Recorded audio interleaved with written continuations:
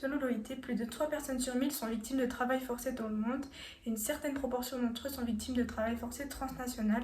Autrement dit, elles partent de leur pays d'origine pour aller travailler ailleurs et seront malheureusement exploitées. Mais alors, comment lutter contre ce phénomène à l'échelle internationale? Et comment prévenir les personnes vulnérables de quitter leur pays et risquer de devenir travailleurs forcés? Je m'appelle Mélina Carnal, je suis en biologie à l'Université de Lausanne et j'éprouve un certain intérêt pour l'humanitaire et la lutte pour le respect des droits humains. Pour moi, encourager le travail décent est primordial. Et quoi de mieux que de se mettre à la place d'une diplomate de l'ONU afin de comprendre en quoi consiste cette lutte de A à Z au niveau des organisations internationales. J'ai décomposé ma recherche en 3 étapes.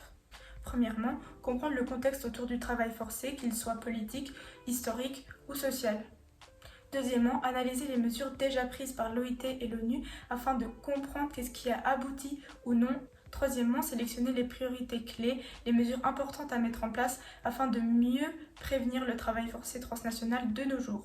Les mesures à prendre que j'ai relevées sont sensibiliser de manière précoce au sujet du travail forcé afin de diminuer les discriminations et l'isolement social qui amènent une détresse, promouvoir le recrutement éthique, encourager le travail décent et contrôler qu'il soit respecté. S'il n'a pas été possible de prévenir le travail forcé, assurer une réhabilitation adaptée aux victimes afin qu'elles ne retombent pas dans le même schéma d'exploitation. J'ai donc regroupé toutes ces mesures dans une résolution.